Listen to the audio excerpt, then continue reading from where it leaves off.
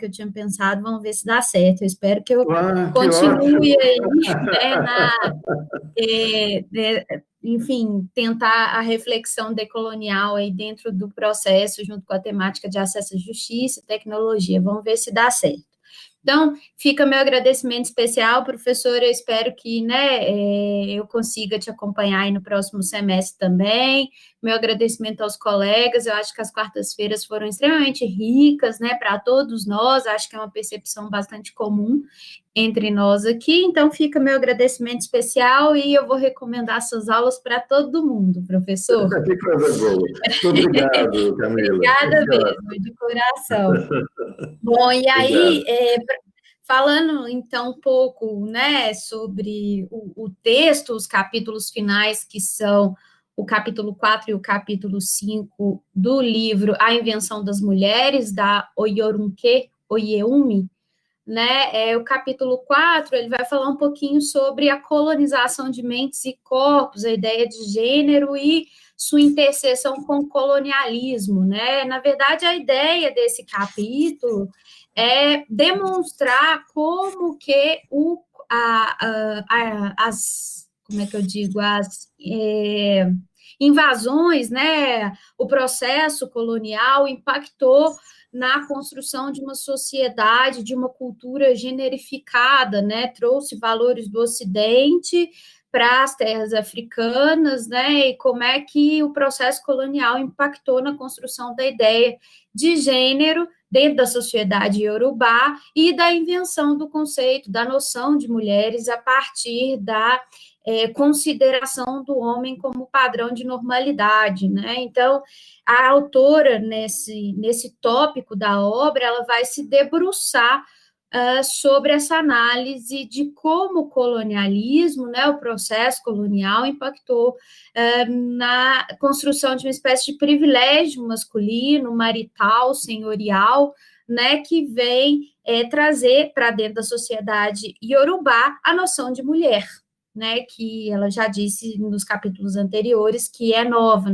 que é uma ideia construída sob vieses ocidentais, partindo dessa noção de homem como sujeito padrão, como sujeito normal, como sujeito hegemônico, E aí ela diz que o processo colonial, ele é frequentemente descrito a partir de um ponto de vista masculino, que retira a ideia de masculinidade do colonizado e impõe a masculinidade do colonizador, que o colonizador, ele distingue corpos dos machos e fêmeas, corpos masculinos de corpos femininos, e age em conformidade com essa distinção binária, que, por definição, dentro do processo colonial, os homens são o objetivo principal da política, e isso permite com que os nativos se tornem invisíveis, sejam eles mulheres ou mesmo homens, mas, de certa forma, também, a partir de uma valorização da ideia de masculinidade,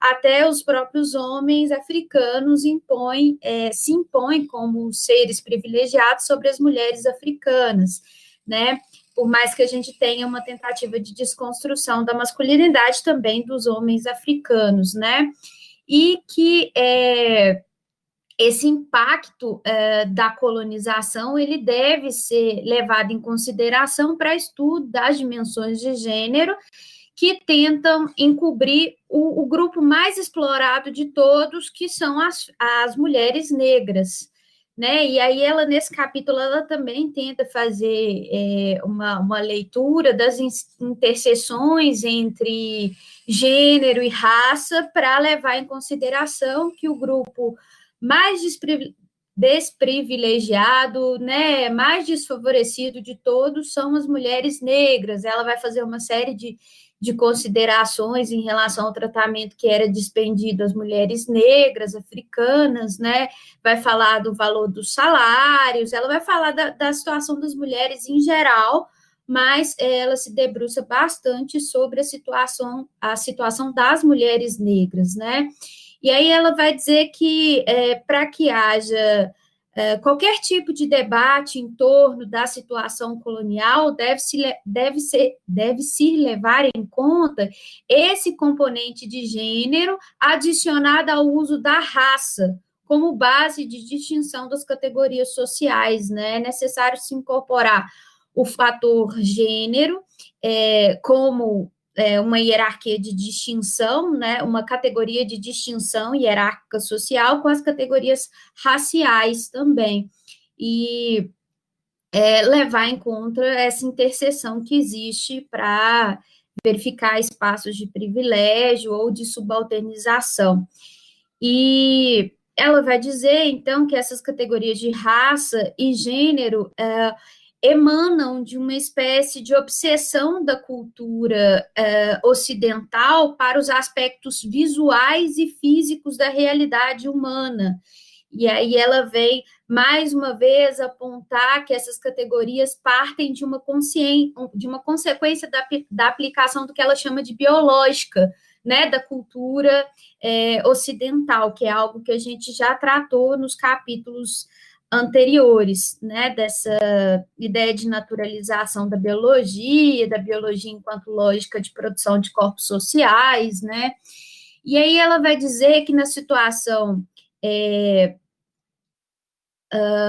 colonial, né, havia uma espécie de hierarquização de homens europeus, mulheres europeias, em seguida vinham os nativos, homens africanos, e o outro eram as mulheres africanas, que ocupavam uma espécie de categoria residual, né, e, portanto, o outro, que me remeteu muito a uma referência do Dussel, né, do outro enquanto sujeito subalternizado, inferiorizado, ocultado ou encoberto.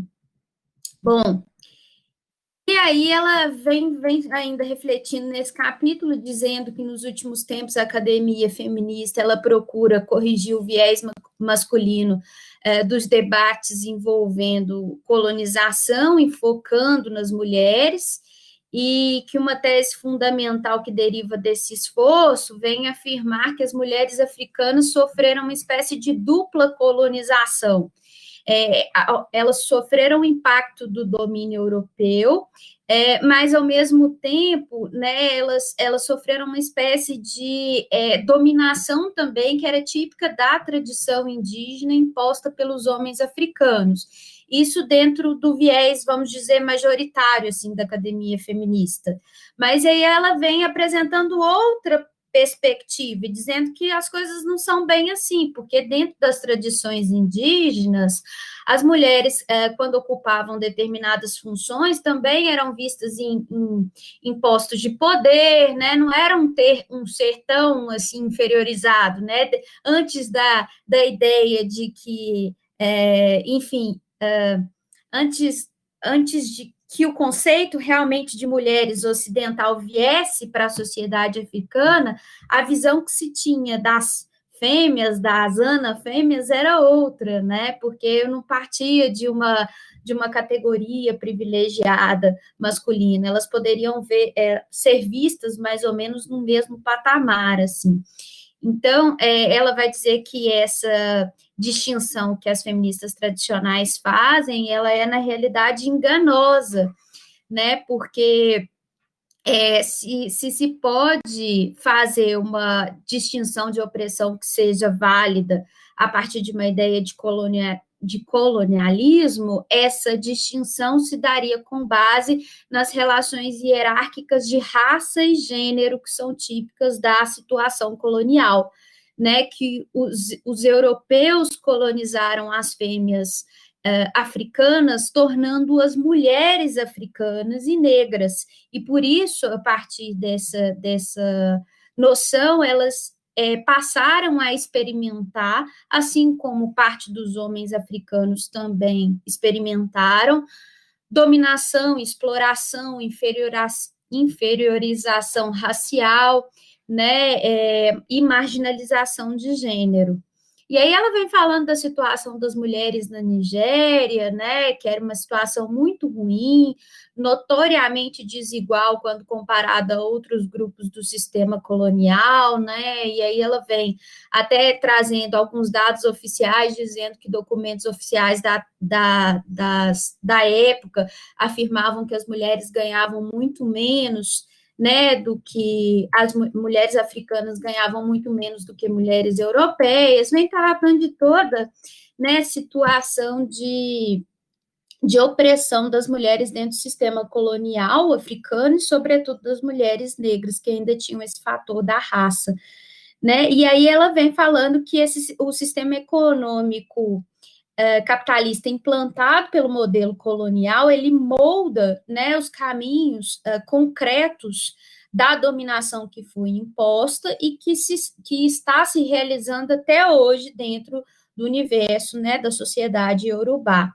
E aí ela vem falando, a partir dessa reflexão inicial, do Estado patriarcal, como é que o sistema europeu, estatal, né, se impôs à sistemática de governo, à maquinaria legal e burocrática africana, né, e isso acabou se tornando um legado duradouro para o governo, bem dentro daquela noção de masculinização da política, das estruturas de Estado, né, que a gente já falou na aula passada, né, quando nós tratamos do capítulo 3. E ela vem dizendo que essa imposição que é fruto do colonialismo, ela é típica da ideia dos Estados-nação, né, e, enfim, essa imposição ela acabou se perpetuando,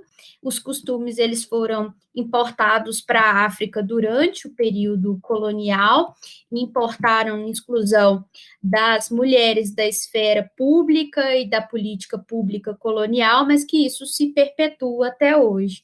Enfim, aí eu vou deixar, tem muita coisa para falar, professor, senão eu vou ficar, né, falando aqui um monte de coisa, eu vou dar espaço para os colegas falarem mais aí. Acho que é só, qualquer coisa eu complemento mais. Tá ótimo, Camila, obrigado. E aí, então, a palavra está com vocês.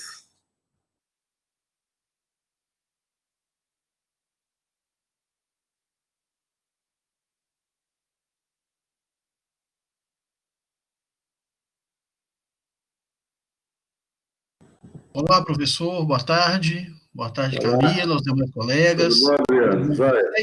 Tudo jóia? Jóia. Tranquilo.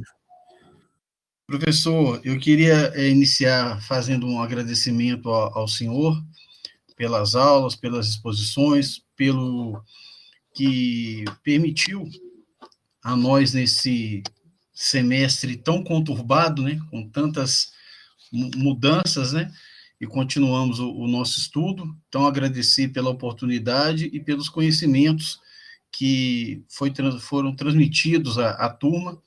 Agradecer especialmente também a Camila, nossa constante relatora, e aos demais colegas pela oportunidade, pelo compartilhamento, né, por poder compartilhar com vocês as ideias e por estarem compartilhando as ideias, o conhecimento de vocês. Eu só tenho a agradecer, muito me engrandeceu esse período. Então, fica aí registrado o meu agradecimento, e também a instituição, né, a PUC, por permitir, em tempos de tanta censura, né, professor, nós podemos trabalhar e discutir temas que realmente colocam o dedo na ferida de muita gente aí, né. Nesse período, eu aprendi bastante sobre a questão decolonial, foi um ponto muito importante nos nossos estudos, não que, eu já até comentei isso em outras aulas, não que não houvesse a ciência, a consciência de que não se tratava de descobrimento, mas de uma invasão, de um genocídio, mas, né, falando em relação à América, África, Europa, mas nos permitiu aprofundar muito sobre esses aspectos, sobre esses conhecimentos, e tendo acesso, né, a muitos autores que o professor indicou, e que nós pudemos aí trabalhar neste período. E especificamente em relação a esse livro, a Camila começou a trabalhar a questão do capítulo 4, envolvendo o 4 e o 5, né? Basicamente, na parte do 4, a colonização das mentes e dos corpos, a questão de gênero, a questão do colonialismo. No capítulo 5, a tradição das culturas, né, o sentido do mundo iorubá. Eu queria dizer o seguinte: o que se percebe são muitos pré-conceitos, né? Preconceito em relação a Camila estava falando da mulher negra, né? Da mulher negra, da mulher homossexual, pobre. Então, acho que a nossa sociedade ela tem sido marcada por muitos desses pré-conceitos.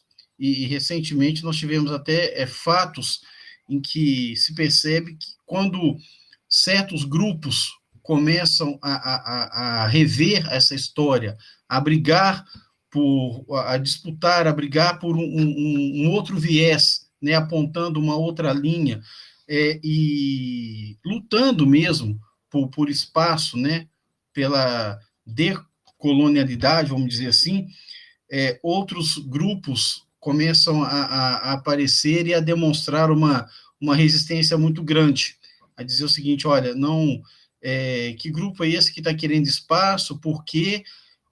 Distorcendo a história, distorcendo fatos. Então, é uma situação que me levou muito à reflexão nesse período, né? Eu percebo um repúdio de parte da nossa sociedade quando grupos excluídos no decorrer da história começam a debater, começam a discutir e a lutar por espaços. Você percebe uma resistência muito grande, né? E muitas dessas pessoas acabam pagando, sendo excluídas dos trabalhos, do seu trabalho, uma exclusão na academia, e algumas delas a gente tem observado até mesmo pagando com a própria vida, né? Quando se propõe a lutar, a demonstrar, a querer uma outra linha para a história, um outro pensamento, né? Lutando contra preconceitos. Então, eu queria fazer esses comentários iniciais em relação à obra específica hoje. Eu apontei algumas questões. A Camila falou um pouco do capítulo 4, eu vou falar um pouco do capítulo 5 também, e a gente vai trabalhando. A autora trabalha questões relacionadas à idade, gênero, né? Ela volta nesse ponto, falando sobre distinções que costumeiramente são pelo gênero, pelos corpos, e ela ressalta que na comunidade iorubá critérios, né, de hierarquia, se existem, são relacionados à idade e não a essa biológica, né? Essa palavra eu acho que marcou muito durante a obra, né? A biologia, e ela separa, né, bem traduzido para o português, existe uma biológica, e como é difícil quebrar essa biológica, né? Essa biologia é a natureza. Essa biológica, professor e demais colegas, é a biológica da subalternização, e eu fui levado a refletir durante essas últimas semanas como a pessoa, olha que interessante, né? Nós estamos discutindo a subalternização e como há pessoas que gostam dessa subalternização, né? Fomentam isso, e há uma subalternização imensa aos Estados Unidos, à Europa, à cultura europeia, à modernidade, aos valores norte-americanos, às autoridades norte-americanas. É incrível como pessoas da nossa própria convivência, né, do nosso país, de um país que foi colonizado, que foi invadido, que foi vítima dos maiores genocídios da história, e você ainda percebe, em pleno século XXI, pessoas que cultuam esses valores europeus, e é muito estranho, parece que gostam de ser subordinadas mesmo, né, idolatram a cultura, e acho que tem que ser respeitado, né? Agora, idolatrar culturas e autoridades de outro país como se realmente fossem melhores, né? E voltando naquela parte lá ainda do livro do 1492, professor. É incrível como que isso se encontra arraigado, enraizado, né? E até mesmo pessoas que continuam cultuando essa superioridade, né? Há uma superioridade europeia, há uma superioridade norte-americana, e eu me lembro muito daquela passagem, como se a América, a África, não tivesse nada a ensinar, não tivesse nada a demonstrar, que os seus valores, a sua cultura, as suas tradições, o seu povo, né, o que nós fazemos aqui, o que nós desenvolvemos aqui, é menor, é inferior, e isso se reflete em vários e vários campos do conhecimento, né, nas ciências sociais, nas ciências da natureza, é sempre a ideia de que o padrão europeu é o melhor, o padrão norte-americano é melhor, e assim, eu não sei, professor, se tem, acho que tem mais de 500 anos que estamos lutando contra isso, e um ponto que eu queria discutir, né, levantar aqui agora, como há pessoas que são vítimas dessa situação, né, mas que gostam, parece que gostam dessa situação, que acreditam nela,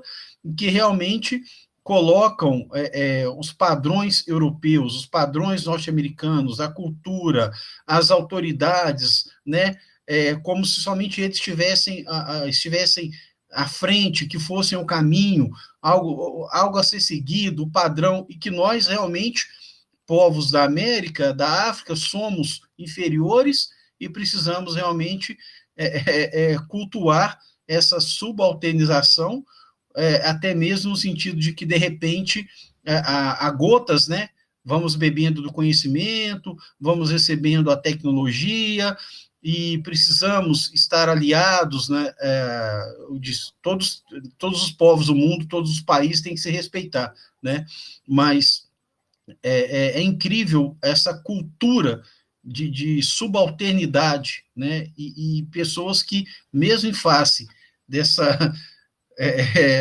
linha de 500 anos, vamos usar esse termo aí, né, partindo do 1492 e complementando com esse texto sobre a questão específica das mulheres, né, o caminho é muito longo, né, professor? É muito complicado, e a gente encontra resistência que eu queria, resumo do resumo, né? É incrível como que eu sou levado a refletir sobre a subalternização, a aceitação e o fomento, né, a essa continuidade dessa colonização por próprias vítimas da colonização, né, vamos dizer assim, do encobrimento do outro. Essa é a primeira reflexão que eu queria levantar, professor. Eu vou só, então, fazer uma pontuação aqui que você colocou, importantíssimo, né, resgatando algumas coisas que a gente discutiu lá no início, né, do nosso semestre, né? Aqueles fundamentos do sistema mundo moderno, e que são, assim, uma pista, né, um caminho entre várias outras explicações, que é claro que aqui eu não estou querendo fazer nenhuma simplificação, nenhuma generalização, né, mas de como que existem alguns caminhos que a gente pode trilhar para tentar compreender, né, e tentar responder aí essas perguntas que você coloca. E aí, a gente resgata lá como fundamento do sistema mundo moderno, né, a ideia de uma lógica binária de subalternização do outro, né? Como que isso funciona e como que essa lógica binária ela vai se estruturando, né, em diversos níveis, né, saindo desde de uma construção desse sistema mundo moderno, do Estado moderno, e a partir daí mais adiante de relações internacionais, relações entre Estados, entre Ocidente e Oriente, Norte e Sul, né, sempre com essa perspectiva, né, binária, subalterna, e como isso vai se reproduzindo, né, para dentro dos Estados nacionais, né, na divisão de classes sociais, de grupos étnicos internos dentro desses Estados sociais, chegando até o núcleo familiar, né, onde se tem a subordinação da mulher ao homem, ao masculino, etc., filhos. Então, como é que isso se reproduz, né, em diversas maneiras, né, nesse sistema mundo moderno né, complexo. E aí vem uma pergunta, né, essa pergunta que você coloca, né, traz uma reflexão importante, né? E aqui a gente pode agregar, então, um outro elemento que marca o sistema mundo moderno, que é a lógica da uniformização, né, e de como que esse projeto uniformizador, padronizador, que inventa esse ser nacional, né, esse cidadão nacional, né, que inventa essa identidade nacional por sobre identidades pré-existentes, que são onde se tenta anular, algumas são extintas, né? Muita gente é aculturada, essa invenção, então, de uma nacionalidade por sobre aquelas pré-nacionalidades, de uma nova identidade por sobre as identidades pré-existentes. E como que esse projeto é um projeto que, entre outros elementos, né, a invenção de uma história comum, dos heróis nacionais, dos símbolos nacionais, de um projeto político comum, etc., ele se constrói de uma maneira muito forte e sólida a partir de uma lógica narcisista. Então, isso aí começa a gente começa a avançar um pouco num caminho para tentar entender isso, essa pergunta que você faz, que a gente vive hoje intensamente no Brasil.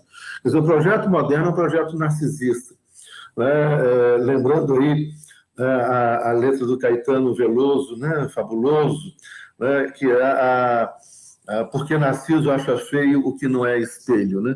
E aí a pergunta, né, é óbvio que a gente tem um processo de desumanização do outro, né? De subalternização e desumanização desse não moderno, não branco e não masculino, né? Então, o não branco, não masculino, né, esse homem moderno, hegemônico, racional, a gente traz de volta Descartes, etc., né?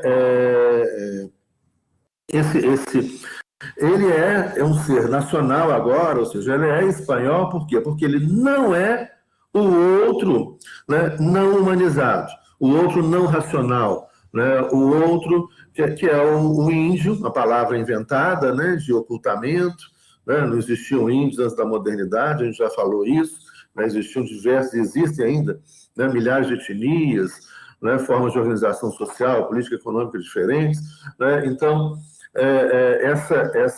esse ocultamento dessa imensa diversidade atrás de uma palavra de subalternização, né, da invenção do índio, que oculta essa imensa diversidade, de etnias, etc. Uma outra palavra de subordinação, de violência, de ocultamento, que é a palavra negro. E aí, então, você vai chegar e falar, esse nacional, esse português, né, esse espanhol, esse francês, esses primeiros estados modernos, né, nessa ordem, Portugal, Espanha e França, esse nacional, ele é nacional, ou seja, o sujeito chega, né, e o Estado e o poder chega para ele e fala, você é nacional porque você não é o outro, a outra. Você não é a outra e o outro subalterno, né? Porque você não é selvagem, porque você não é índio, porque você não é negro, porque você não é asiático, né? Então, você tem uma lógica forte na construção da identidade nacional, e com isso a gente começa a estabelecer, né, também alguns caminhos de explicação para as violências modernas, né, de como, né, todos nós, de alguma maneira, fomos nacionalizados, né, nessa invenção moderna, em estados nacionais pelo mundo afora que reproduzem essas primeiras construções em Portugal, Espanha e França. Então, nós todos passamos por esse processo de estranhar o diferente, de estranhar o outro e de subalternizar o outro e de nos identificarmos a partir dessa subalternização do outro, dessa desumanização do outro. E aí vem, né, duas questões importantes para a gente pensar.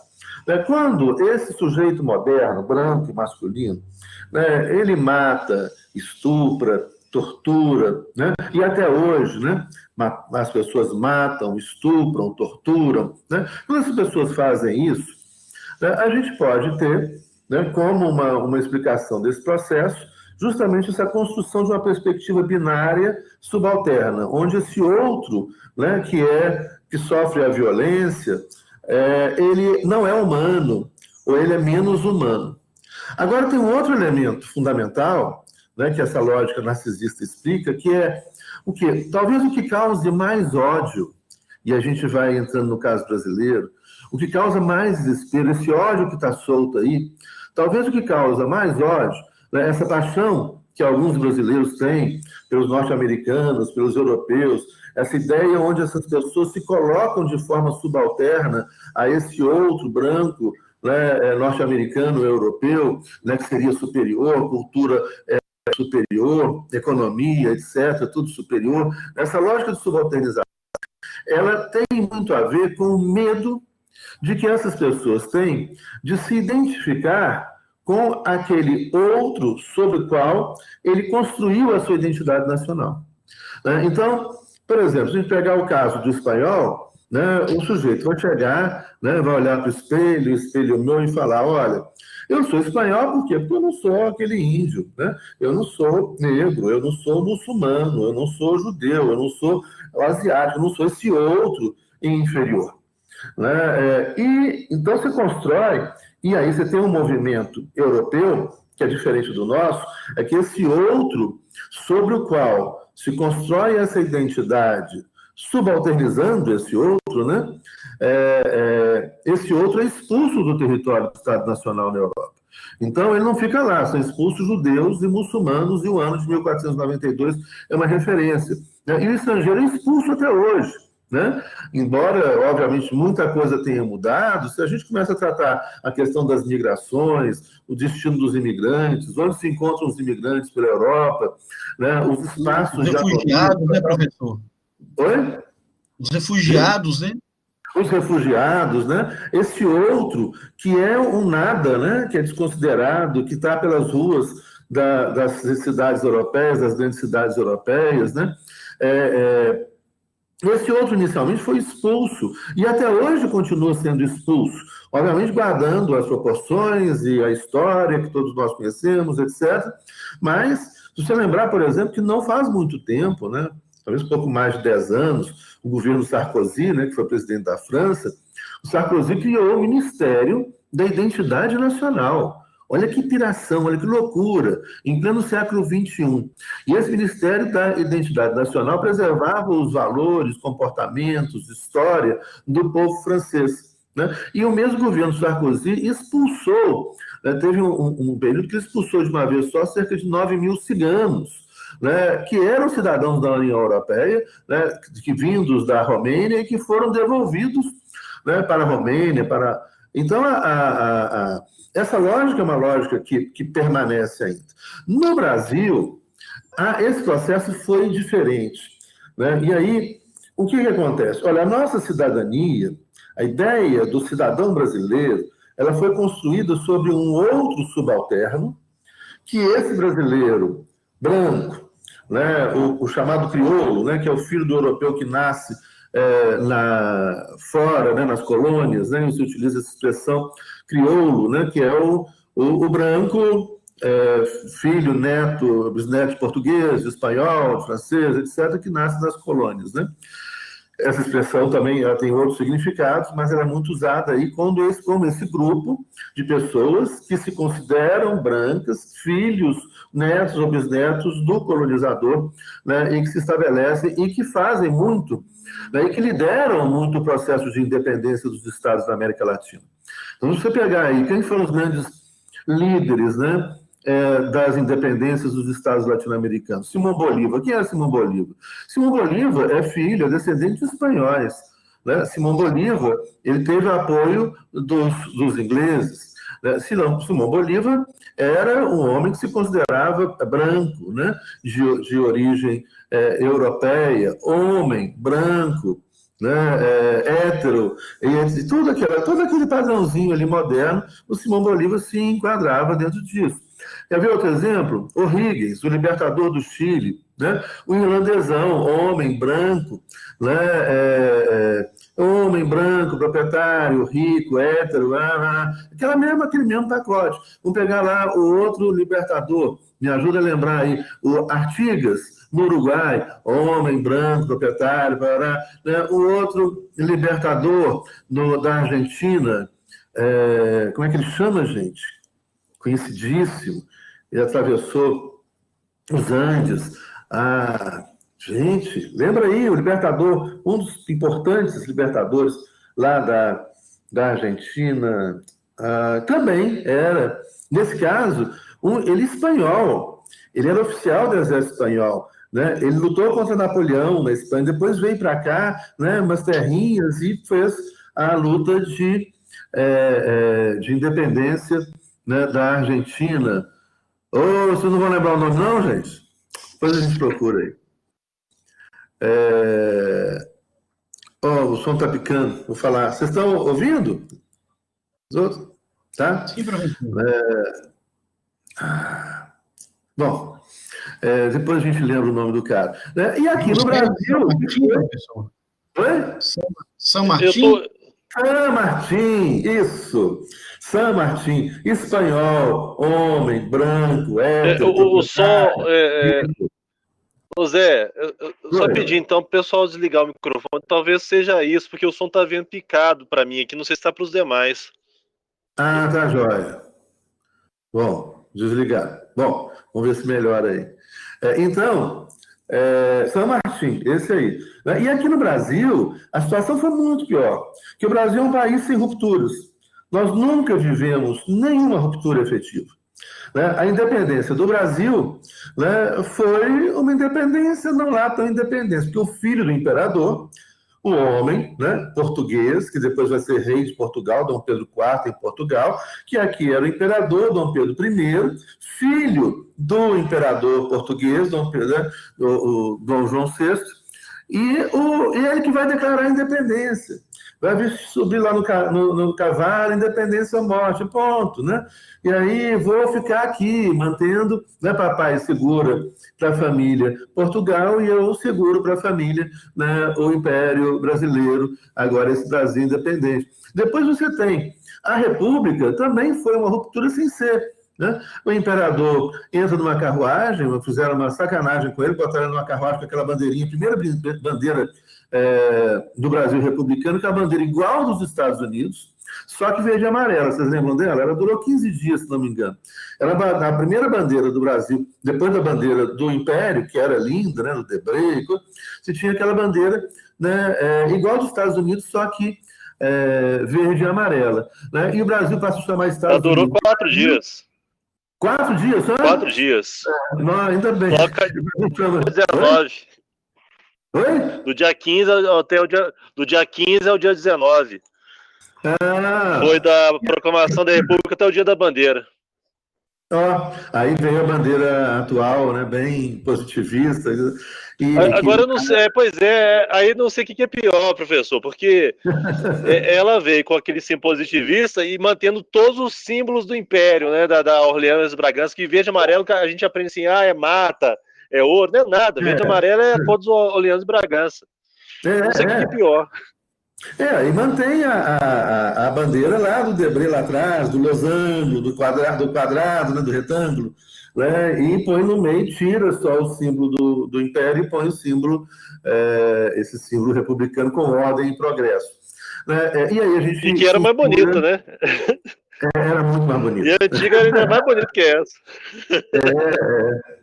Muito mais bonito. E aí a gente tem uma Constituição que se inspira fortemente na Constituição norte-americana, como a Constituição brasileira de 1824 se inspirou fortemente na Constituição francesa.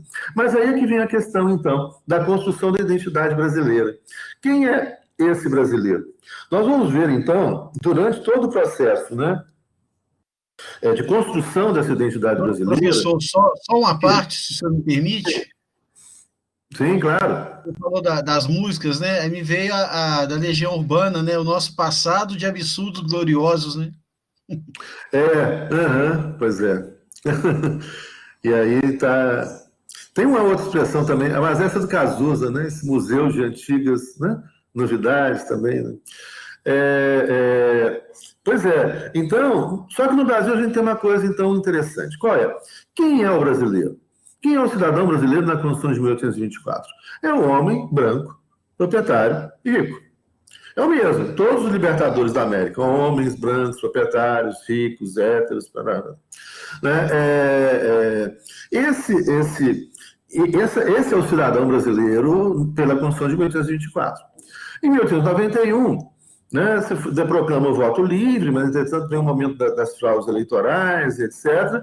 E o cidadão brasileiro continua sendo esse mesmo homem branco, proprietário, mas agora ele começa a conviver, depois, né, do fim formal, né, da escravidão no Brasil, em 1888, né, a princesa Isabel, aquela coisa, os últimos atos, né, do Império, etc. Esse conceito de cidadania começa lentamente a ser ampliado.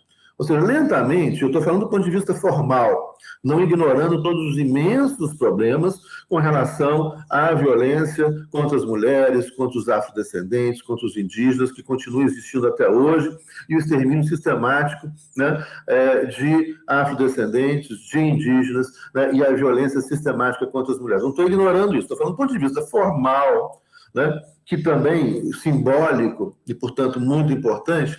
A ideia, no decorrer do século XX, de quem é o cidadão brasileiro, de quem é o brasileiro, começa lentamente a ser ampliada. Então, veja bem, esse que se considera brasileiro no Império, e durante muito tempo, né, que é esse homem branco, proprietário, né, ele se identifica com o europeu e rejeita e constrói a sua identidade de brasileiro, né, subalternizando o outro. Só que esse outro permanece no território brasileiro. Ou seja, os afrodescendentes permanecem no território brasileiro trabalhando, né, escravizados durante o Império. Né, e depois do Império, né, libertos, mas continuando escravizados, vivendo na miséria, né, sendo perseguidos e sendo assassinados, né, pelo próprio Estado, ou o Estado permitindo, né, o assassinato dessas pessoas em larga escala até os dias de hoje. Assim como também os indígenas, os habitantes originários.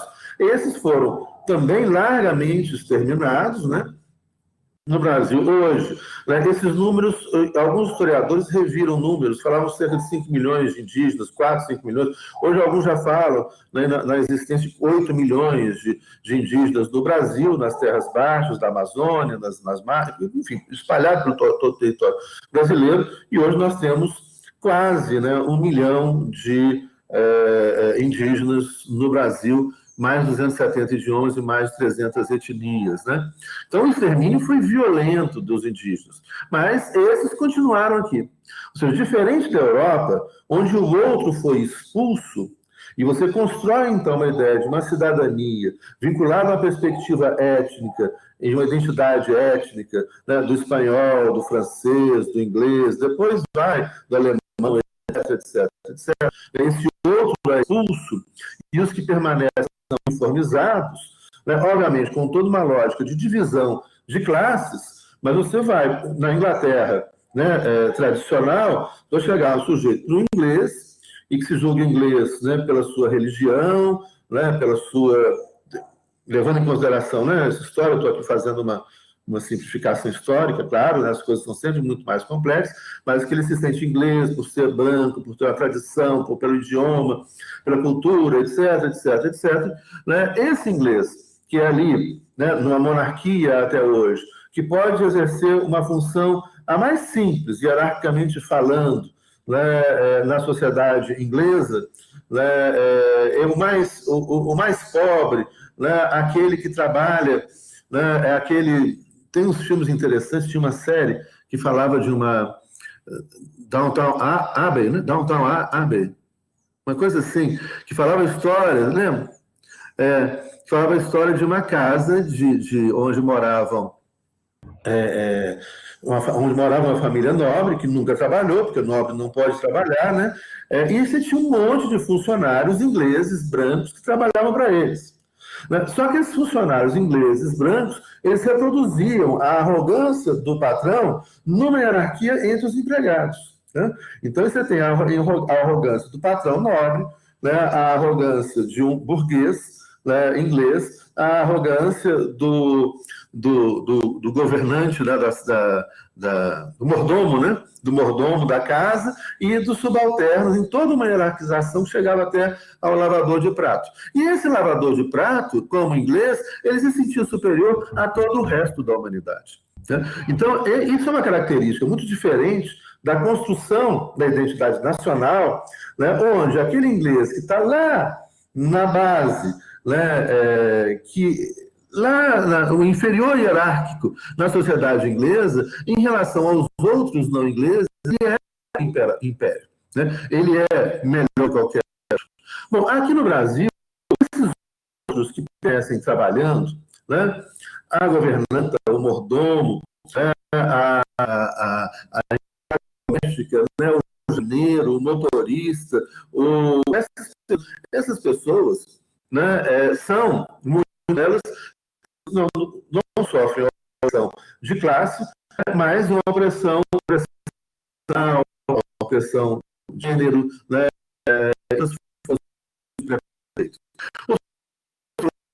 outros usados, se constrói a identidade brasileira, ele permanece brasileiro.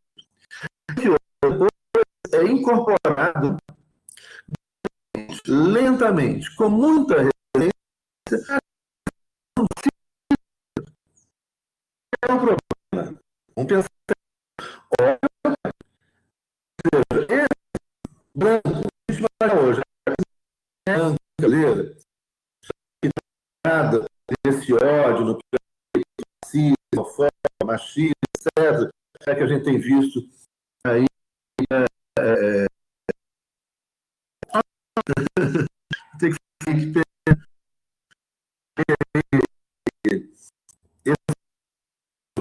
Que permanece sobre a corrida do cidadão. Então, eu vou finalizar essa mediação, nessa tentativa de encaminhar uma tentativa de compreensão disso. Esse cidadão brasileiro branco, aí, né, ele tem para se identificar como pobre, como trabalhador, né, como o negro, como o indígena. Ele continua ainda trabalhando dentro dessa lógica, né? Então, quando a gente vê, do ponto de vista fático, por exemplo, início do século XXI no Brasil, quando, então, começam essas pessoas negras, indígenas, né, quando as pessoas começam a frequentar as universidades, começam a viajar de avião, começam a viajar para o exterior, né, começam a ter acesso a determinados bens de consumo, comprar pela primeira vez o seu carro, sua casa própria, viajar para Buenos Aires, viajar para Miami, comprar o perfume, né, estrangeiro, que a dona da casa lá, branca, de classe média alta, usava e que aquela pessoa imaginava que nunca ia poder usar e que agora viajou, foi, né, passou pelo free shop no aeroporto, foi para Buenos Aires, foi para Miami e trouxe esse perfume, usa esse perfume, né, aparece de carro, vai de carro trabalhar. De repente, isso se torna absolutamente insuportável para essa classe média branca que construiu a sua identidade mirando nos Estados Unidos e mirando na Europa. Aqui está um caminho, né, que ajuda a gente a explicar inicialmente, obviamente que outros fatores vão se agregar a isso, né, o ódio dessa classe média branca que vota, né, no Bolsonaro, né, com um discurso de ódio, que tem ódio, né, que destila ódio racista, homofóbico, que xinga, que briga, que agride as pessoas, né, porque elas vêm de uma herança onde essa identidade foi construída sobre a subalternização desse outro. E esse outro virou cidadão. E esse outro virou cidadão não só no papel, na Constituição, mas esse outro também passou a ter acesso a bens de consumo, né? Virou consumidor. Não quero dizer com isso que seja uma grande cidadania, não é por aí, mas ele virou consumidor, ele começou a frequentar a universidade, ele começou a ter acesso à cultura, ao conhecimento, etc., né? Começou a frequentar os mesmos lugares que essa classe média branca que se sentia europeia frequenta, né? E daí é que vem esse ódio. Na verdade, o golpe de Estado contra a presidenta Dilma não tem nada a ver com... Não, a gente já sabe, não tem nada a ver com corrupção, tem a ver com o quê? Com esse ódio dessa classe média, né, há um governo que foi capaz de promover pessoas não brancas, né, pessoas que eram consideradas subalternas e ainda são, né, a um grau de consumo, a convivência em restaurantes, em aeroportos, em shopping centers, né, que antes essa população não podia ter. Então, aí está muito... Logo, essa parcela, né, eu estou falando de uma parcela que é pequena, hoje, segundo aí, é cerca de 15% das pessoas, mas mesmo assim é muita dos eleitores, mas mesmo assim é muita gente, né, de pessoas que preferem, então, serem subalternos nos Estados Unidos do que se identificarem com o que eles consideram subalternos aqui no Brasil. Daí essa identificação com a bandeira norte-americana, daí essa paixão pelos Estados Unidos. Eles vão lá lavar banheiro, né, de alguém que eles acham melhores do que eles, porque eles se miraram nessas pessoas para imitar, né? Mas jamais conviver em pé de igualdade com alguém que eles acham que são inferiores a eles. Eu acho que aí a gente tem um início, né, de uma construção, de uma explicação para essa questão que você colocou aí, Adriano. E eu volto a palavra, então, para vocês, para ouvi-los, né, a respeito da provocação do Adriano e também das questões e das provocações que eu coloquei aqui para todos agora. Me impressiona muito, professor, os mecanismos de manutenção, né, e me motiva muito o estudo dos mecanismos de libertação. O senhor veio falando sobre a questão de cidadania, enquanto o senhor falava, eu fiquei pensando, cidadania, aperfeiçoamento da cidadania, né? Como eu falo sobre isso nas minhas aulas de direito constitucional com os meus alunos, né, e tal, mas vamos dizer, a parte dogmática, né, mas aperfeiçoamento da cidadania para quem, né, professor? Que cidadania que nós estamos aperfeiçoando? Parece-me que durante um bom tempo continuamos aperfeiçoando a cidadania para aqueles que se adequavam ao padrão europeu, norte-americano, vamos dizer assim, né?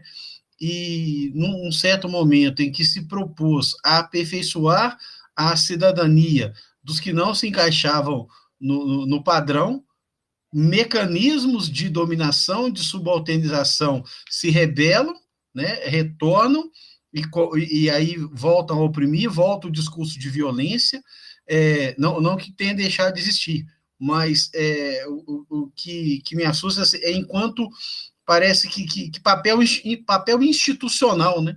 O papel institucional agora é o discurso de maioria, como assim, né? Num país com tanta diversidade, num mundo com tanta diversidade, a eleição pelo critério da maioria, vamos dizer, a maioria absoluta, né, dos votos mais um, ainda vai lá, né? Precisamos talvez pensar em outros critérios, mas uma vez feita essa escolha pelo critério comum de maioria absoluta mais um, mas o governo, ele não é para a maioria, num país de tantas e tantas minorias, né? Então, fica mais esse ponto, quando você ouviu, né, aperfeiçoamento da cidadania, ótimo, né? Mas tem muita, entre aspas, assim, cidadanias para serem aperfeiçoadas, né, professor?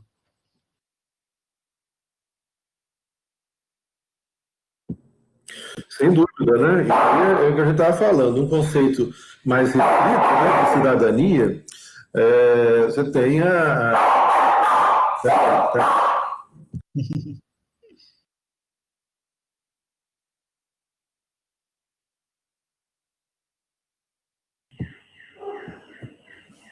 Que linda! E ela não é barulhenta, porque o daqui é o Freud é muito barulhento. E aí, ó, daqui a pouquinho, ia chamar a atenção dele. Esse negócio da aula em casa, né? É assim, né? A gente tem a... Bom, então vamos... Continua aí, Adriano. Vamos lá. O que eu estava falando mesmo? Eu estava comentando do aperfeiçoamento da cidadania, né? Mas que aperfeiçoamento da cidadania para quem, né? Quantas cidadanias ainda precisam ser aperfeiçoadas, né? Vamos dizer assim. Sim, justamente. Aí com a cidadania social, a cidadania econômica, né? A ideia enfim, você tem aí várias questões, cidadania política, que a gente está falando como que, inicialmente, o que já incomoda muito é uma simples inclusão em uma cidadania política, né, bem restrita do ponto de vista normativo constitucional. Né? Quando você tem efetivamente a inclusão dessas pessoas, né, na sociedade de consumo, na convivência em espaços mais variados que as pessoas na cidade frequentam, isso se torna insuportável, né? E gera ou revela todo esse sentimento de estranhamento, né, em relação ao outro que ainda, né, um grupo pequeno, mas ainda expressivo de brasileiros, né, estranha, né? Mas isso, não, sem dúvida, né, a gente vai, com o tempo, superar isso, essas pessoas serão capazes também de superar esses estranhamentos, né? Mas aí repasso a palavra, então, a vocês para o debate aí sobre a questão e para avançar no texto, se vocês assim desejarem. O professor, essa é a questão, porque sempre estamos olhando a questão do preconceito, né? Da questão da discriminação. Voltando só um pedacinho no livro, quando ele fala sem terra para as mulheres, né? Ele mostra muito como a terra se tornou uma mercadoria para compra, para venda, e para eles, né? Data de hoje?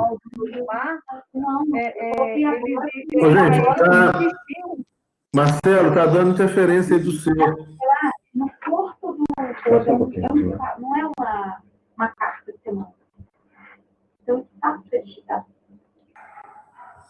Oi, Judite? Oi, professor. Isso, vamos ver agora. A sua fala ficou prejudicada. Oi, peraí. Oi. Tá. É que o microfone do Marcelo está aberto, ele fechou. Repete aí, porque eu não consegui entender, porque estava entrando a voz do Marcelo aí também, aí ficou confuso. Tá. Eu estou falando, professor, que essa questão toda que foi apresentada, a questão não só do preconceito, da discriminação, e voltando um pedacinho do texto que muito me chamou a atenção, foi a questão do Sem Terra para as Mulheres, aonde como estava essa questão da comercialização da terra, né? Como isso foi um marco muito grande, né, para as questões da penetração europeia na sociedade indígena. Mas que o quanto para o território Urubá, para o pessoal do Urubá, aquela pessoal toda ali da África, fazendo a retrospectiva desde o século XIX, para eles, terra nunca foi vendida, porque terra eles recebiam de Obá. E como Obá é uma divindade dos orixás e tudo, não tem preço, né? Então, isso me chamou a atenção, porque como isso é colocado, como isso é visto, dentro dessas questões na qual a linhagem em relação à posse da terra era a família, os homens e as mulheres que tinham direito de uso. Mas, mesmo assim, as mulheres não tinham não tinham essa linhagem, porque elas só passavam a ter essa terra, a essa linhagem, após o casamento com os maridos. Aí volta a questão do machismo, da masculinização, da questão inclusive da masculinização dos orixás, na questão de preconceito, na questão das religiões, e etc. E tal. Então, se a gente pensar, os direitos da terra, fazendo essa retrospectiva, ela vem sem dono, porque para o pessoal da religião, dos Urubás, a terra, o dono da terra era um deus, né? Então, eu quis trazer isso porque, como a gente está muito ainda enraizado na questão de das nossas posses, né? E aí o que o Adriano falou, nós temos que cidadania nós temos, então somos vistos também pela posse do outro, pela posse que nós temos, pelos títulos que nós temos. e o quanto as mulheres ainda sofrem isso o tempo todo, essa discriminação. Inclusive, dentro até mesmo da academia, a gente vê que, aí eu estou falando enquanto pessoa, quando eu passei para a universidade para fazer a PUC Minas, o único curso de mulher, entre aspas, deveria ser a pedagogia, porque era o curso para a gente casar, aonde a gente ia arrumar o marido.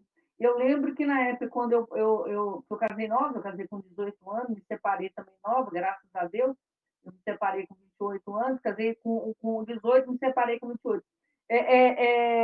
O quanto isso era enraizado dentro das questões. A gente ia fazer pedagogia não para estudar, sim para arrumar marido. Então, vendo essa leitura toda, do colonizador, do que o senhor falou, dessa situação todinha do Estado patriarcal, como é essa linha de pensamento. Inclusive, eu fui fazer uma leitura dos teóricos que ela apresenta, que é o Fanon e o Meme, o que eles eram, por que eles estavam escrevendo, e me surpreendeu por saber que o Meme nasceu na Tunísia, e ele tinha uma origem judaica. Então, o quanto a obra dele, ele veio buscar explicação sobre o colonizador, né? Essa situação do gênero, quem é o colonizador, quem é o colonizado, como os homens, essa ideia de que os homens são a perfeição, a característica, que eles que mandam, tudo é uma visão de mundo na qual o homem ele é o poder, enquanto a mulher ela é aquilo que vocês falaram aí, a subalterna, aquela que não tinha voz, né? Então, e o colonizador vem distinguir nesse ponto os corpos dos machos e os corpos dos femininos, feminismo. E isso me ficou assim bem mostrando a questão de quantas propagandas, o merchandising, tudo, é tudo no corpo hoje das mulheres, nas quais elas representam a sexualidade, o sexo, e os homens na fortaleza. Então, assim, é só essa colocação, porque eu voltei às ideias de o quanto ainda somos mulheres, pessoas que temos que levantar a bandeira e dizer que nós podemos, somos capazes, temos competências e habilidades. Mesmo no século XXI, ainda somos vistas como pessoas que precisamos nos mostrar enquanto inteligência, não enquanto inteligente, não porque a gente é mulher, mas porque a gente precisa fazer isso. Isso, para mim, realmente é lembrar isso tudo. E o livro me recordou todas essas etapas. E, para finalizar, é agradecer a você. Você sabe que eu sou sua fã, né? Sempre fui, desde quando eu fui sua aluna. Então, o quanto isso, para mim, é importante, entender e estudar isso, porque isso reflete muito na vida da gente, de uma maneira ou de outra. Nós estamos sempre que nos posicionando, e você faz com muita simplicidade mostrar que todos nós somos capazes.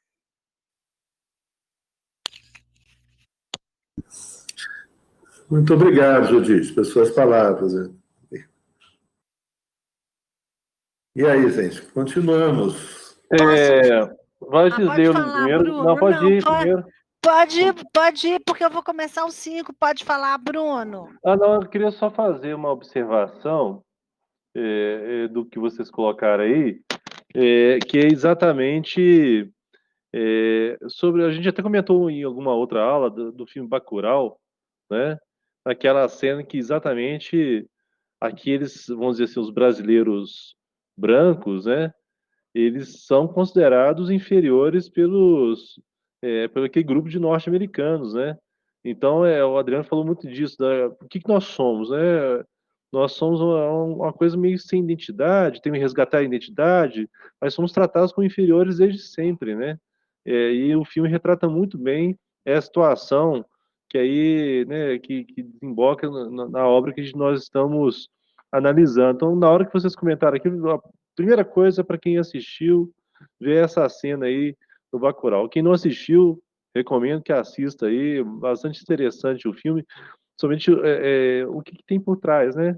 Sem dar como que é, spoiler, né? Que o pessoal, essa juventude fala aí, mas é a ideia de você ter o herói e anti-herói, né? O herói e anti-herói. O herói principal do filme é um anti-herói, né?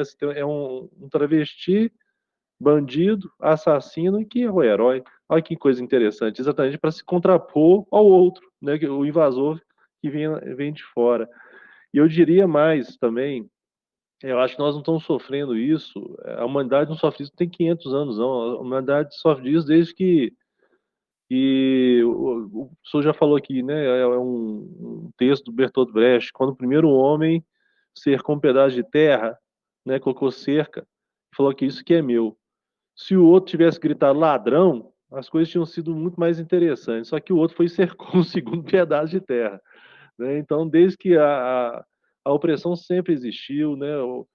A gente vê, por exemplo, leituras romanas, né? A Lex Romana, né? A civilização romana é muito mais avançada e aqueles lá são os bárbaros antes dos romanos, né? Então, você sempre falar assim, nós somos os nacionais e os outros são inferiores, é um discurso humano que eu acho nem humano, é um discurso ultrapassado e que numa evolução humana ele precisa ser superado. Só que nós temos uma enorme dificuldade de fazer essa evolução humana, né?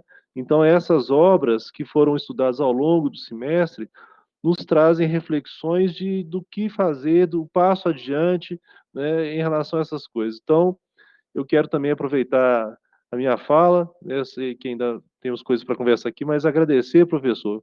Eu estava fazendo aqui as contas, é a terceira vez que eu sou seu aluno, foi a primeira vez em 1993, na graduação, no Direito Econômico ainda, lá na UFMG, depois nos encontramos no mestrado, também na UFMG, e agora no doutorado da PUC, e esse mês que vem também já estou matriculado na disciplina aí, optativo, vai ser ofertada, e eu tenho certeza que nós vamos ter aí bons encontros, Deus assim permitir, se a humanidade não acabar antes aí com esse coronavírus aí, né? Mas eu agradecer muito, eu acho que isso tem sido importante para os nossos crescimentos, para nossas reflexões, e para a formação nossa, não só, no meu caso, né, dos colegas de doutorado, e outros que são ouvintes de mestrado também, mas a crescimento humano. O senhor está de parabéns, continue nesse caminho, que é um caminho bom, viu? Muito obrigado, Bruno, também pelas suas palavras, que ótimo. Gente, é mesmo, né? Eu não lembrava da graduação, foi graduação, mestrado foi Direito Constitucional Comparado, não foi? Foi, nós fizemos aquela obra Pacto Federativo. Pacto Federativo, justamente. Eu escrevi sobre a Bélgica. Eu tive azar. Essa história da Bélgica é ótima, eu acho que eu conto ela em sala até hoje, que eu falo o seguinte, olha, você nunca deve chegar atrasado em sala. Eu lembro direitinho, eu cheguei atrasado para a sua aula, você já tinha feito a distribuição dos trabalhos. Você falou, não, gente, você contou com os alunos, falou assim, ó, tem um aqui que está atrasado, eu vou deixar a Bélgica para ele, que é mais difícil. Não tem nada produzido e tal. Eu cheguei atrasado, me comunicou, né, bom dia, você vai tratar sobre a Bélgica, no final da aula nós conversamos. Eu achei ótimo, né, não estava sabendo de nada, e a sala rindo. Aí eu tive a honra de fazer o primeiro trabalho em língua portuguesa sobre a Bélgica naquele momento. Só tinha que ter em francês, inglês e assim por diante. Culpa sua. E o federalismo belga é muito diferente, né? Você tem Senado linguístico, tem o Senado, né, por região, e é um federalismo novo também, né? E esse livro, ele tem até ele está esgotado, né? Mas até hoje eu ainda tenho ele aqui, as pessoas ainda comentam, encontram citações desse livro, né, que faz um estudo da descentralização dos estados federais e de outros estados, agora também o Estado Autonômico Espanhol, né, foi legal demais. Não, é impressionante. Eu já escrevi bons artigos, tenho um livro publicado, mas o meu texto, pelo menos que eu puxo pela internet, o mais citado é esse desse livro. É impressionante como que uma coisa que começou despretensiosa lá atrás, um atraso de aula, né, virou isso aí, cara. Eu fico feliz por esse lado. Né? Foi um bom desafio. Obrigado, Bruno. E aí, continuamos então. Gisleule, vamos lá. Vamos. Primeiro, né, eu vou pegar carona na fala do Bruno. Eu fui atrás do Zé Luiz do Dia da Defesa do Matheus, para eu poder pedir o Lucas para ele me liberar para poder fazer a disciplina com o Zé, porque era uma coisa que eu queria muito desde ter entrado no doutorado. E assim, agradecer pelas aulas maravilhosas, pelas discussões que você nos proporcionou, por encontrar com essas pessoas maravilhosas toda quarta-feira, né, ou todas as quartas-feiras, e dizer que, assim, do prazer imenso de ter sido sua aluna, tá? Do aprendizado que foi, e o tanto, assim, que, de uma certa forma, você tem contribuído para a minha pesquisa. Tá? Já que eu estou trabalhando a questão desse corpo em direção a um corpo, do corpo colonial em direção a um corpo decolonial. Tá? Então, assim, muito, muito obrigada. E, assim, é um prazer sempre te ouvir. Tá? E aí, assim... Muito obrigado, muito obrigado. Eu não vou aparecer porque eu estou com muita dor nos olhos, eles estão muito inchados, então eu só vou falar, tá? Porque, assim, eu estou trabalhando... O Lucas me pôs para entregar o primeiro capítulo agora, dia 10, então, assim, está uma loucura, uma loucura. Então, olha só, eu vou começar a questão do que me chamou muita a atenção, que é a questão do capítulo 5, onde, de uma certa forma, ela vem fazendo uns questionamentos, e o tempo inteiro esses questionamentos, eles remetem aqui, no primeiro texto que a Camila citou, quando nós lemos 1492, A Descoberta do Outro, que é a própria questão da linguagem, a questão da literatura e a questão da imposição. E tem uma parte do texto que ela faz um questionamento onde que há língua inglesa e iorubá, elas se interagem, onde que elas se encontram. E aí ela fala justamente o seguinte, que não é nenhuma surpresa hoje, né, lá na sociedade, aí ela cita a questão da nigeriana, que as pessoas elas se tornaram bilíngues, mas elas se tornaram bilíngues em quê? Elas se tornaram bilíngues no inglês e no iorubá. E isso eu achei muito interessante, porque você teve, de uma certa forma, a questão da dominação, a questão da imposição de uma língua, mas a outra língua ela sobreviveu. Mesmo que ela tenha, como ela mesma coloca o seguinte, e eu gostei muito dessa parte quando ela fala que a questão de assimilar palavras que não fazia parte, de uma certa forma, da cultura deles, como, por exemplo, madame. Né? E o que é madame? Madame com diferentes significados, em diferentes contextos. E aí, e ela faz algumas críticas também, eu achei muito interessante, quando ela fala, por exemplo, que não é nenhuma surpresa, né? Uma sociedade onde o gênero ele não é o principal, aliás, a surpresa que desencadeia quando fala que na sociedade iorubá não é o gênero que define as coisas, isso eu acho que foi até o Adriano que citou aqui hoje, mas sim a questão da idade. Ou seja, a ausências específicas de gênero é um reflexo de que na sociedade iorubá as diferenças sexuais, elas não são base de categorias sociais. E que a palavra, por exemplo, homo, ela é utilizada para designar tanto homens quanto mulheres. E aí ela fala justamente o seguinte, né, que esse capítulo, e que foi o que eu entendi, ele versa muito sobre o domínio do inglês na linguagem, e de uma certa forma, quando a gente pensa nessa questão desse domínio dos ingleses em termos da questão de cultura, é como se eles quisessem colocar debaixo das asas deles e não deixar que as questões culturais próprias do povo elas aflorassem. Isso é uma questão muito de dominação. E aí ela vem falando muito, né, na questão da ausência de gênero, que na cultura iorubá ela não tem a intenção de mostrar a inexistência do sexismo. Ela fala também das contradições de afirmações acadêmicas, que no sentido de achar que é uma omissão de identidade social na cultura iorubá. E uma outra coisa também que eu achei muito interessante quando ela fala qual foi o meu maior argumento para eu escrever esse livro. O maior argumento é o fato de que a realidade da linguagem ela é por si mesmo uma linguagem que ela precisa estabelecer uma relação, porque nenhuma linguagem é uma ilha, mas que não haja a supremacia de uma linguagem sobre a outra, no sentido de acabar com aquilo que o povo ele carrega, com aquelas tradições, eu nem sei se seria tradições, mas com a questão da cultura que o povo ele carrega. E aí uma outra coisa que me chamou uma atenção foi o seguinte, que as palavras elas são as mesmas, mas o que diferencia essas palavras é a forma, a maneira como elas são colocadas. O contexto aonde ela é colocada, a situação aonde ela é colocada, e é uma outra questão, e os acentos que nela são colocados. Tá? Agora vocês podem falar.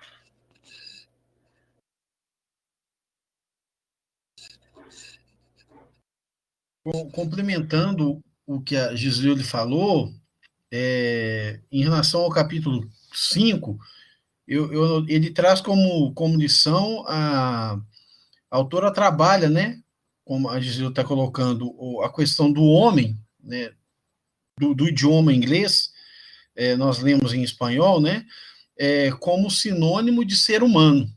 E realmente, na nossa cultura, nós temos essa questão, né?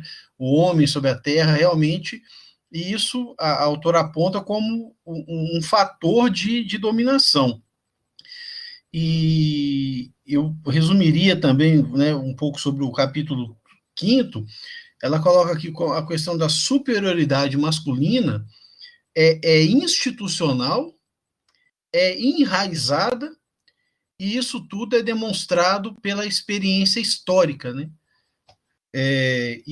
Utilizando também a questão como a linguagem de dominação, as classificações, num contexto talvez de hierarquia, que são realmente relacionadas ao gênero, enquanto que na cultura que ela trabalha, né, propõe a questão iorubá, uma classificação relacionada à idade, por exemplo, mas essa classificação partindo, né, desse ponto moderno europeu de homem como sinônimo de ser, de superioridade masculina institucional e enraizada em toda uma experiência histórica, complementando aí essa parte que a Gisleude disse, né?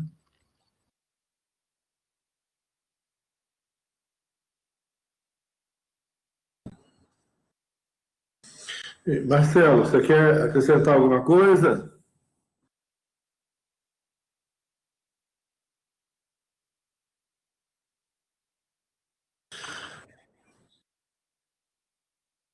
Boa tarde, professor. Boa tarde, colegas. Boa tarde.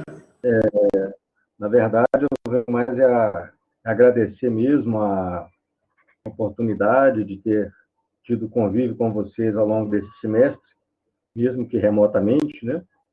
Para mim foi muito importante as nossas discussões ao longo do livro que foi apresentado. Para mim ficou só cada vez mais evidenciado, né, essa questão da necessidade, né, de nós, enquanto cidadãos, né, formadores de opinião, e podemos contribuir efetivamente para que não haja a discriminação, muito pelo contrário, né, que haja cada vez mais uma aceitação de uma diversidade, seja essa diversidade cultural, diversidade sexual, não é isso? e que o que a gente percebe que tem sido massivamente julgado para nós, né, é essa cultura do ódio. Então, isso eu achei muito importante. E no livro, né, exatamente que nós lemos, a gente percebe exatamente isso, né, que eu havia dito já em outras aulas, no outro capítulo, não lembro qual capítulo que foi, que é exatamente a perspectiva que há na abordagem, né, mesmo tendo essa bandeira de inclusão na questão da mulher, né, mas na ideia de uma perspectiva europeia, vamos dizer assim, né, sem considerar a questão das mulheres africanas, que é uma outra cultura, né, a questão da diversidade ser uma outra cultura, que para elas efetivamente é algo estranho, vamos dizer assim, né, ao que nós temos hoje enquanto sociedade. Então isso ficou muito claro para mim, né, que apesar, né, além de termos essa intenção de aceitação da diversidade, realmente nós temos que estar preocupados, né, com a inserção ou com a inclusão desse outro, porque ele realmente pode ser um outro muito diferente da gente, né? Então, nós temos sim que ter essa preocupação de inclusão, mas de não suprimir, né? Mesmo a gente tendo uma boa intenção, nós temos que identificar essa aceitação cultural, essa aceitação de outros povos. Nós realmente só tenho a agradecer. Infelizmente, professor Zé Luiz, igual eu disse para você ao longo do tempo, todas as quartas-feiras, a partir do momento que foi implementado o regime remoto, eu tenho reunião, né, com o diretor do instituto lá, que é o ICEG, ao qual estou vinculado. Então, eu sempre esqueci ao longo das nossas aulas, né? Ficava assistindo um pouco aqui, um pouco lá, porque eu tenho que participar lá também. Então, peço desculpas, né, por não ter participado de forma como eu gostaria, efetivamente, tá? Mas eu só tenho a agradecer a cada um de vocês, né, pelas nossas discussões.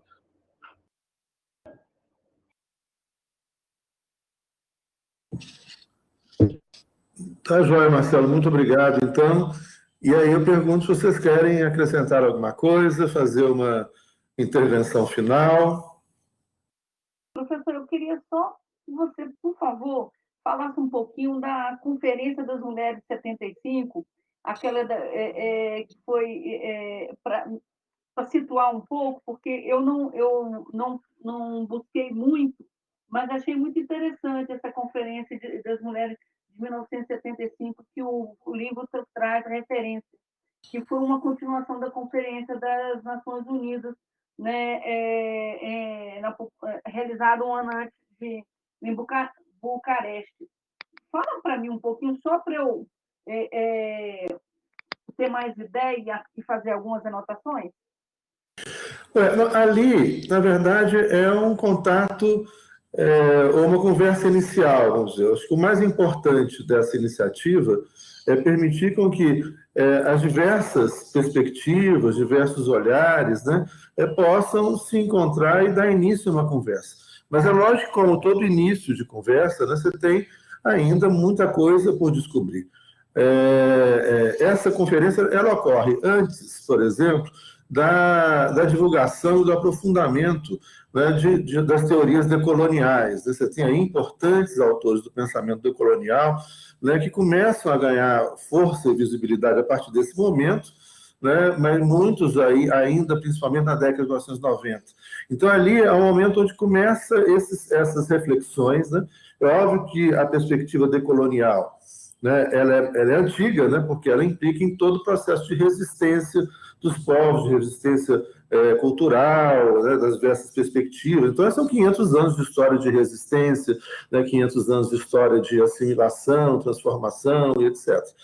Mas o momento da teorização e o momento que essas teorias, essas reflexões, né, sobre a diversidade, os seus mais diversos aspectos, começam a ganhar espaço, né, principalmente a partir da década de 1990, né? E principalmente a partir da década de 1990, onde você tem aí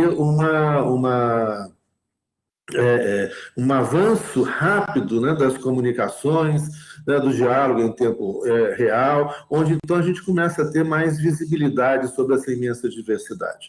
Né? Então, essa diversidade, né, ela vai estar presente nessas conferências, né, nesses encontros, mas é que representam, sem dúvida, né, um passo inicial importantíssimo para começar esse diálogo, né, mas, como todo início de diálogo, ainda muita coisa há por ser descoberta, né? Então, há uma tendência inicial de uma perspectiva universal, né, universalista, né, não só com relação a esse encontro, com relação a várias outras discussões promovidas com muita força, a questão ambiental, né, também que ganha muita força na década de 1970, né, a questão das cidades, né, e que também ganha muita força a partir da década de 1970, 1980. Então, são novos diálogos, novos encontros, onde as pessoas, aos poucos, começam a perceber a riqueza e a importância, né, de guardar e de trazer uma discussão que seja uma discussão pluriepistemológica, pluriétnica, ou seja, que não parta de um pressuposto, né, que é o problema inicial que vai ocorrer, né, sempre dentro desse sistema muito moderno, dentro do sistema ONU, etc., de uma pretensão universalista.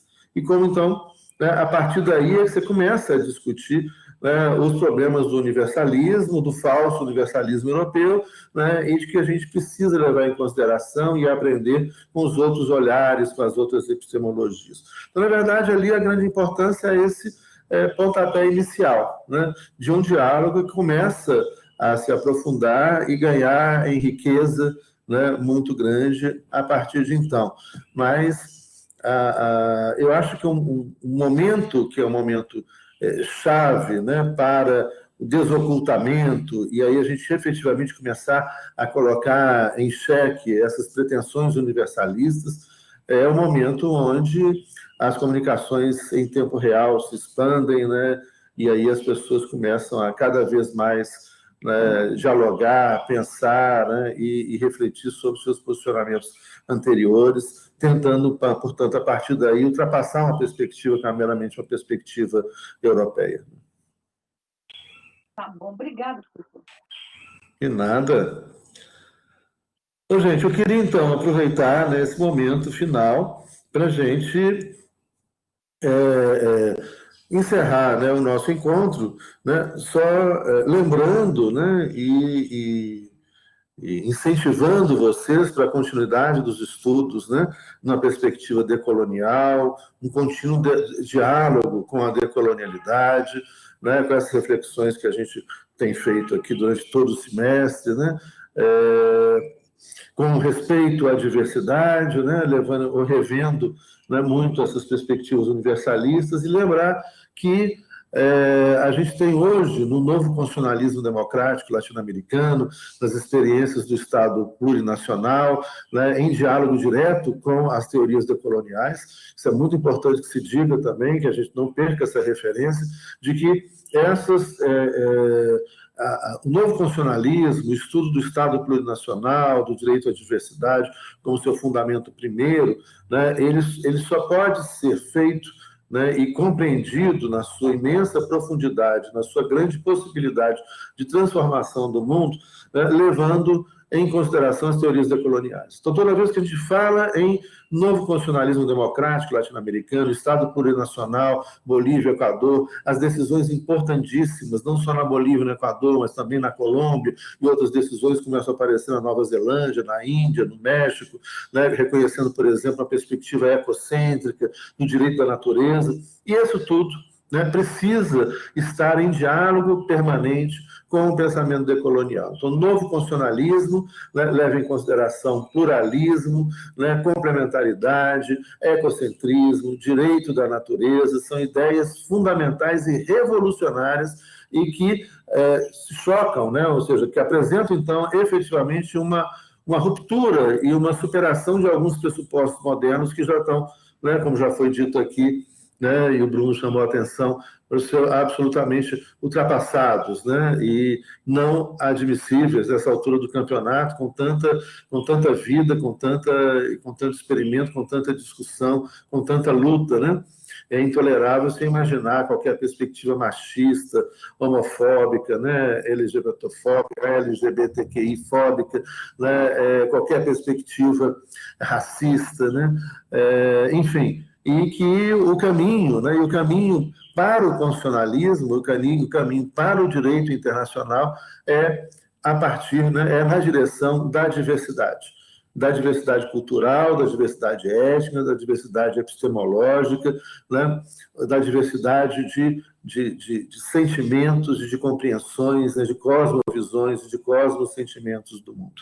Então, lembrando aí que são conceitos do novo constitucionalismo que a gente precisa, né, sempre recordar e sempre voltar ao estudo, conceitos que foram incorporados, né, pela primeira vez em constituições, pela Constituição do Equador de 2008 e a Constituição da Bolívia de 2009, que é o conceito de diversidade, para muito além do direito à igualdade e do direito à diferença, né? Então, a ideia de diversidade vai além da ideia de igualdade e além da ideia de diferença, né?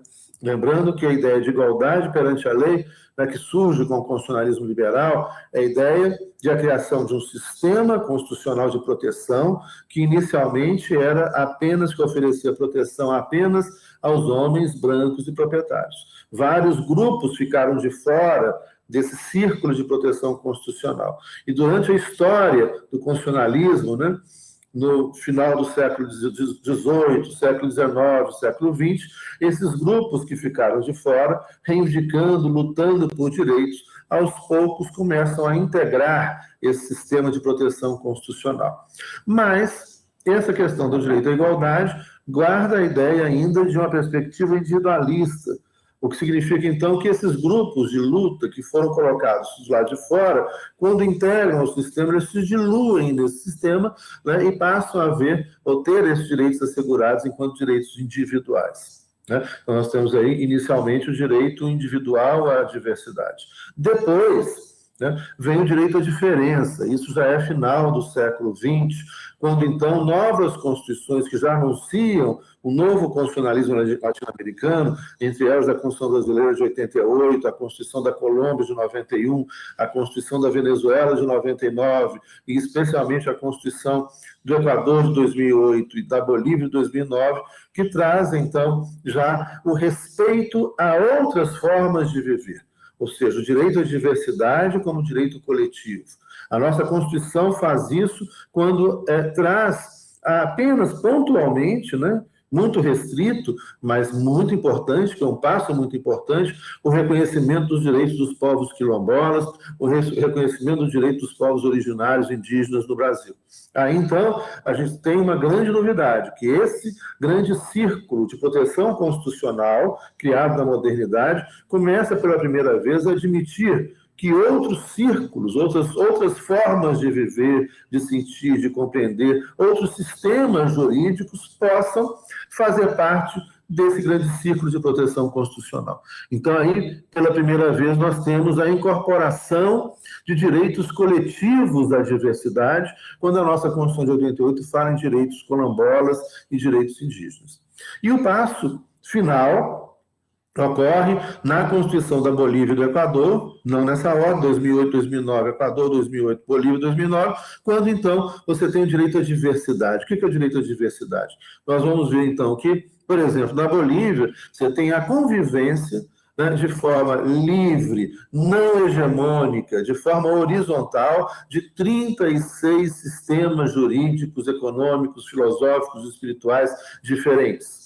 A Constituição da Bolívia, então, reconhece, né, 36 círculos autônomos, né, jurídicos, de organização social, política, econômica e familiar. E nenhum é melhor do que o outro.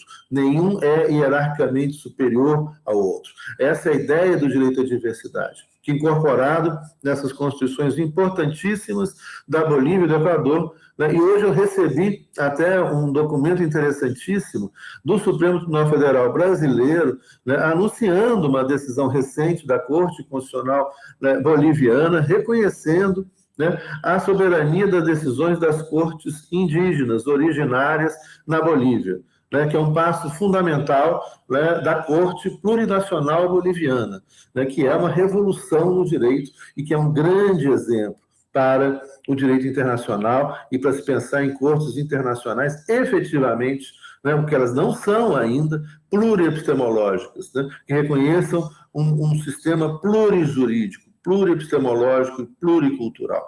As cortes internacionais ainda são essencialmente europeias, né, e precisam avançar nesse sentido, e daí que o diálogo com o constitucionalismo plurinacional, especialmente com a Corte Constitucional Plurinacional da Bolívia, né, é muito importante, né, para o avanço do direito internacional nesse sentido.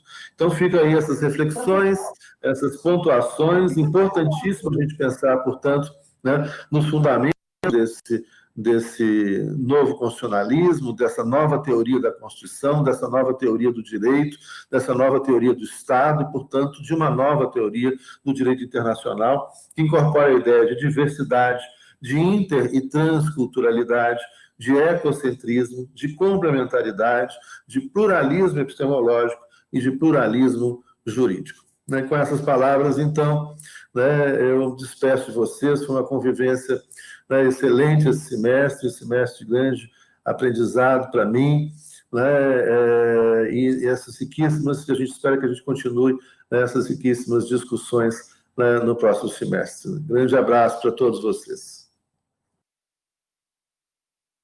Obrigado por tudo, professor. Grande abraço. Até mais. Grande abraço. Valeu. Um grande abraço, obrigada por tudo e até a próxima. Tchau, gente. Foi um prazer conviver com vocês, tá? Tchau. Boas férias.